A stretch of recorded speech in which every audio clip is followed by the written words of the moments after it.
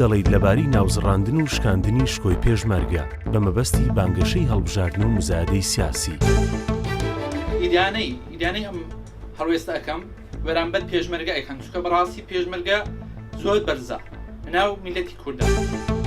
ئەو پێشمەرگەیە تو پاراست شەرەف و کەرامەت و ناموسی توی پاراست چەندین داستانی تۆمار کرد. بۆ نمونە داستانی پردەی چۆن ئەتوانی ناویان بە خراپە بینی شکایەتیان پێ بکەیت بەس بۆ مەرامی سیاسی خۆت بۆ ئەوەی یەک دوو دەنگێک بینیان شتێکی وە ئەمە شتێکی قبول نییە.